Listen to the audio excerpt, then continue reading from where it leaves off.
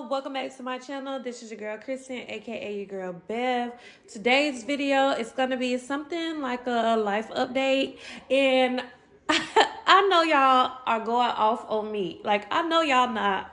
I know y'all like, I know this girl did not just get back on this camera all high beat, high pitch, energetic, like she ain't been gone for 3 months. I know.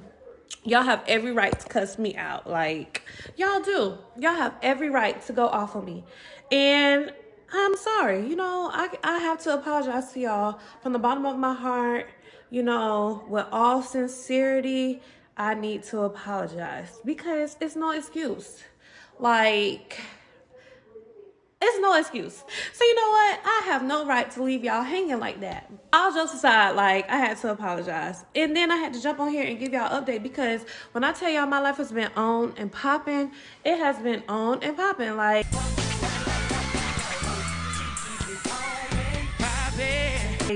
my life has just been doing way entirely too much. Like, entirely too much for my liking. I have been out here doing travel nursing. We're gonna get into that in this video too. I did a travel nurse, only did one travel nurse assignment, and I'm gonna tell y'all why I only did one assignment. I'm back as a regular staff nurse, which is equally ghetto. Equally ghetto. Not only is that I moved, I have a new house. Ow. Congratulations to moi. Y'all already know this, but for the people who don't follow me on social media, if you're not on Instagram, all of this stuff is all old news to Instagram. So if you're not following me, it's your fault that you are late to the party. But it's okay because we're gonna get all caught up on this video. So let's recap. I did a travel nurse assignment, I got a new house, and I'm married to my wonderful husband. I want a love that's sure to stand the test of time. Dance, babe. Who is dying to get on here and meet y'all. I'm like, boy, these girls, these ladies, they don't want to see you, boy. But I love him, and I know y'all gonna love him too. So we're gonna have to bring him on one of these days. And when he get on here, ladies, girlfriends, sisters, when he get on this YouTube, I need y'all to give him an ass whooping. You wanna know why he need his behind whoop? Cause he got me pregnant. He done knocked me up. You know, the first year of marriage is kind of expected. You know, it's kind of normal for couples to get pregnant on their first year of marriage. But I kind of want to get pregnant like on year 3 of marriage. I was not ready. And plus, I wanted to lose a couple pounds. Y'all know I was out here doing my Herbalife, skating, working out, holding it down. So I guess I was looking too good because he blew me up. Like, I don't know. Can you see? Can y'all see? Baby bump. Say, hey, we're hoping for a girl.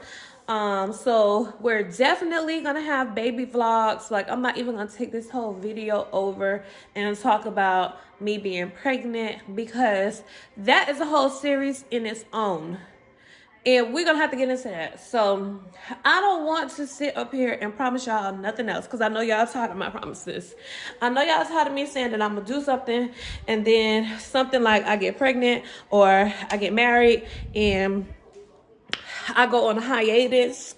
So it's like I be kind of scared to get on here and promise y'all stuff. But I can make one promise to y'all. I am not going to take a 3-month hiatus ever again. Like, I think I've been gone 3-4 months. Like, that's been entirely too long. So even if I have to get on here in my bed like this and tell y'all, girl, I'm tired today, I'm gonna get on here and just do that because I know somebody somewhere out there gonna relate. Because y'all 99% of the time y'all be feeling me, and y'all have been so good to me because y'all have been so understanding. So, you know, I'm gonna have to do my part and show up. Okay, I'm gonna show up to the party. Okay, so let's just jump right in and let's talk about my travel nurse experience. So I traveled to a level 1 trauma hospital in Orlando, Florida. Ghetto. Ghetto. Y'all know I live in Central Florida, so to be a travel nurse and to get like your tax stipend and everything, you have to travel a minimum of 50 miles from your home address. Turns out it was 56 miles from my home address. So luckily I was able to get my full pay, which was how much you make hourly, how much you made for housing, and then your meal stipend. So you get 3 different pays. You get, once again, your base pay, your base rate, what you go, what you clock in, you get paid those hours. And then according to how many hours you work a day, they will pay you for food, plus they will pay you for each day that you're working for housing for the week. So, my travel contract turned out to be I think I put 2.75 or 2.8 times what I normally was making as a full-time staff nurse at my hospital where I worked at for the last 2 years. So, you know, it was a huge plus for me to take this travel assignment and venture out. I will say, to get the full benefits of travel nursing, you need to do more than one assignment. I only did one assignment and it helped me tremendously. However, I found out that I was pregnant mid-assignment and it was just entirely too much for me in my first trimester. If I was able to like push it out, I probably should have done one more travel assignment after this first one, because it would have been very lucrative for me. I could have put money away so that I could take off for 3 to 6 months after having my baby, but unfortunately I didn't. So your girl probably gonna have to go back to work. So that was the only plus to this travel assignment, was the money. If you're going into traveling, if you're thinking about traveling and you want to know how I feel about traveling, I'm gonna say this: have a purpose, because the shit is not fun. Like, if let's think about this logically. If they're willing to pay you, and I had a lower paying contract. I didn't have $10,000 a week contract that those people were making over in Tampa. So if that hospital is in such a dire need that they're willing to pay you 2, 3, 4 times what they're paying their regular staffed personnel, do you really expect that you're about to walk into somewhere that's a bed of roses? No. I mean, I was disgusted, needless to say. Like, I didn't like the way the building looked. Like, just working on that unit, it was depressing. The lighting was terrible. It was dim. It was sad. It was just a depressing unit. Now, it's a level 1 trauma hospital. So you got to realize that the worst of the worst cases are going to come to this hospital. All of the gunshot wounds, all of the stabbings, all of the mass murders, all of the terrible car crashes, all of those patients are going to come to this hospital. And I worked on a neuro unit. I have a neuro background, so I really was okay. Like, I felt okay with holding my own being in the neuro unit. However, these were the people who were brain dead. They had no neurological function.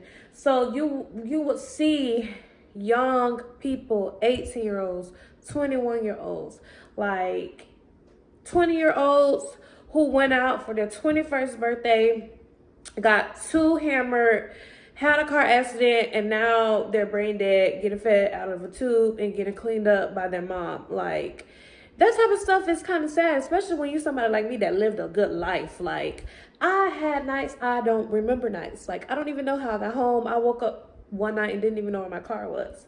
Like, that's how much college fun I had.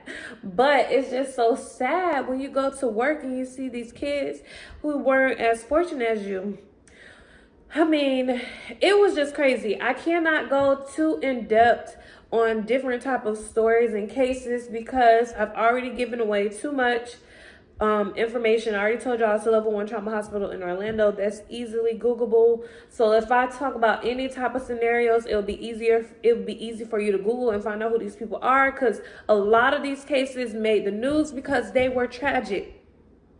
And to think that I have to be the nurse. So most of the time when you're a nurse, you're the case manager, and you're everything under the sun. Like, you're the family counselor, you're everything. So you just get put in these terrible situations. And so it was just a bad place. And then the charting system sucked. Like, I'm like, this is a big healthcare system. Like, this is a big power hospital. How are y'all on this Stone Age charting system? Like, it was cheap as hell, not user friendly. It felt like I was charting forever. It was just trash. So we had a heavy nurse to patient ratio. We had 5 to 6 patients each shift. Like, listen, that is a lot of patients for anyone, but especially on a specialized unit. Especially when 90% of the people on this unit is total care. That means you have to do all of it. They can't feed themselves. They can't use the restroom. You got to clean them. You got to get them in and out of bed. That is a lot for you to require of someone in 12 hours, and you want us to have such a heavy caseload. And it was just bad. Like, I totally hated the experience. I did not plan on extending my contract, and I happily didn't extend my contract. So the people there, I will say this though, the people I worked with were very nice people. And luckily, that's what helped me get through my 12-week, 13-week contract, is because the people there were nice. I know y'all hear these stories about how staff members are mean to people, but when you think about it, they were happy to see us because it is a lot of work. That was a heavy ass assignment. Like, they had travel nurses who didn't even stay. They came and they took the penalty and they cut their contract. Some contracts make you pay $1,000 out your last check if you quit early. On the other hand, I'm not a new nurse. I've been doing this, I'm in the game. This is my 7th year in the nursing game as a nurse. If you want to add 5 more years onto that, when I was a CNA, we're looking at 12 years as in the healthcare field with hands-on patient care. So it was nothing for me to change somebody, roll them over, and do all of that stuff on my own, because I know how to do it. However, with me being pregnant, I'm sick, I'm not supposed to be lifting like that. It's kind of hard.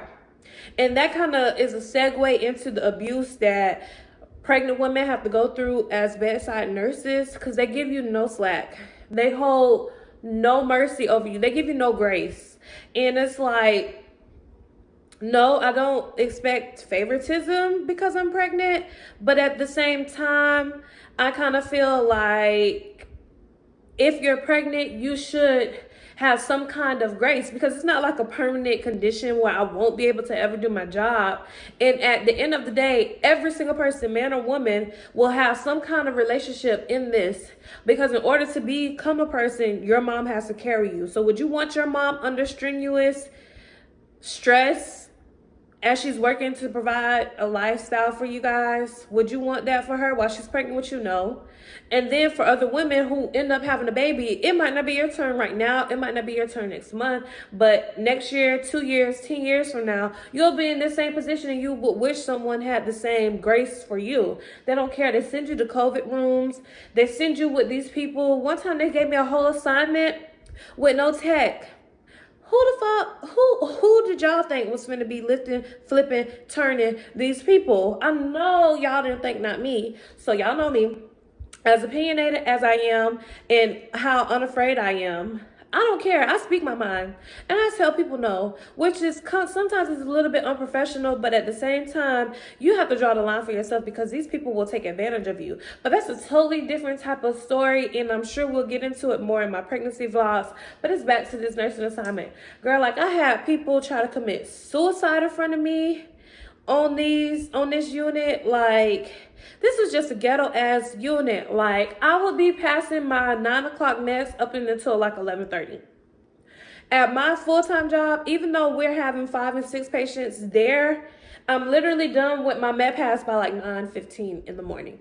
Like, it is nothing like it there.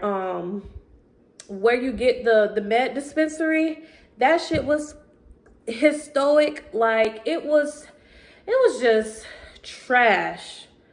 And I hate to say that because they might say this is unprofessional, but I had a trash experience. Like, it was just a bad place. I don't even see how people work there, sweetie. Me, I would have been quit. I would have been quit. I don't see how people stay there. However, in the grand scheme of things, it was a learning experience. I did get to see, like, I don't know, it just put another notch under my belt in my experience with this nursing thing.